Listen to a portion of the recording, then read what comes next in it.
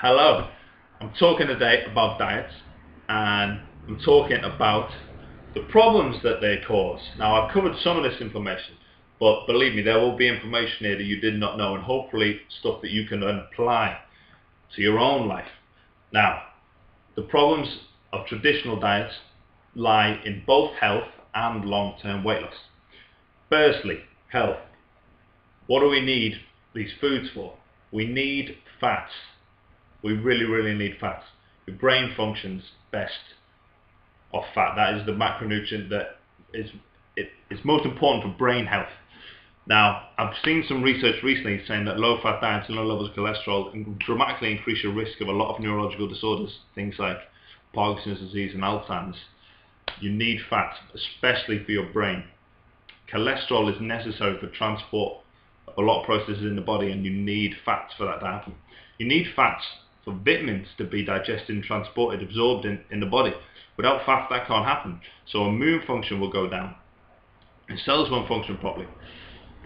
Sex drive and those hormones, they go down a lot with the low-fat diet. You don't want to drop your fats too much. Your skin, your hair, your nails, they can visibly deteriorate as a result of a low-fat diet.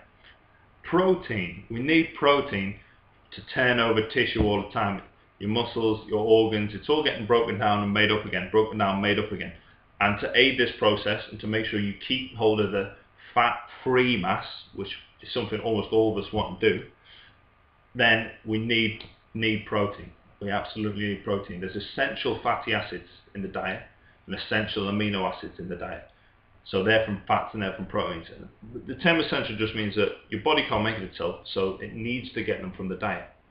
There's no such thing as essential carbohydrates. They're useful for athletes, they're useful for physique athletes as a source of energy, but essentially that is what they are. They're a source of energy. Some processes need glycogen to occur in the body, but your body can create glycogen from fats, sometimes from proteins, in a process called glyconeogenesis. And so they're not absolutely essential, especially to people who are relatively sedentary. They are the main one we need to curb. Now, diets that therefore take fats or take proteins out, bad. Shake diets and powders, bad. Antioxidant properties, the vitamins, fiber, they're not in there. A foreign substance, your body has the necessary enzymes in order to digest whole food, and so putting whole food into it is what it's made to do. The more processed something is, the more chances of complications there's going to be. Right, that's that covered, okay? We need to keep fats and we need to keep proteins in everyone's diet to a reasonably high level for your health. Now, what happens if we drop calories too low? We know this, I've covered this before. Calories, metabolic rate. Calories drop, disconnect. Your body hates that disconnect. That's when we start losing weight. Your body will, as soon as possible, close that energy gap to stop you from losing weight. It doesn't like this. It doesn't like not having enough energy. Of course it doesn't. No one does. So what does it do? It stops you moving as much, is one main thing. So you don't move as much involuntary. Never mind the exercise, in terms of it tries to slow you down, stop expending energy. It makes everything more efficient. You're just basically teaching your body to run off less energy. Mitochondria, that powerhouses in the cells, they become more efficient.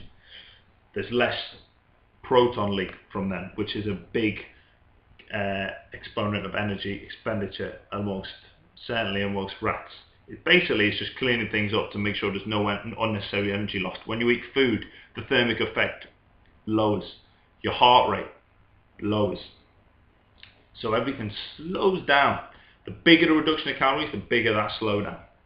So you don't want to slow it down too much. You taper your calories off, your metabolic rate will come down a little, but not too much. So then what happens if we go on the diet, we get to the weight we want, or we get fed up with the diet, we go back to what we were eating?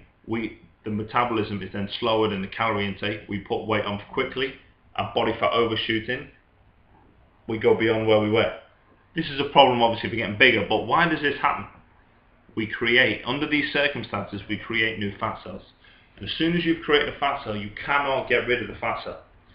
And so by diet cycling, you end up getting more fat cells, and so that your potential for weight gain of adipose tissue, of fat, is greater.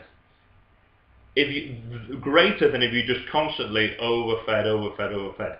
Study demonstrated this exactly during the 80s with some rats. Basically, they've given 2 sets of rats. One of them, they've just constantly overfed them, so they've gained weight, constantly overfed them. The other set, they've overfed them massively, then drop the calories right down. Overfed them massively, drop the calories right down. Okay, so one's done diet cycle, one's just been constantly overfed. By the end, the constantly overfed rats, they put on some weight. The ones that have been cycled, however, put on more weight, gained more fat cells, and slowed their metabolic rate. None of those things are things you want from diet cycling. So, if you need to lose weight, and you want to keep it off, you taper it off slowly, your metabolic rate keeps up, you eat whole foods, that's it. The diet industry is set up for rapid change. Your body is set up for slow change. Doesn't match. You're trying to steal from nature, it's never going to work. Now, how do we recover this problem? I'm going to talk about that in my next video. Please look at chriswellpt.com, have a look on the Facebook page, Chriswell Personal Trainer, article about this, loads of stuff. I'm going to do a seminar about this soon. Any questions, please get in touch, and I will speak to you soon.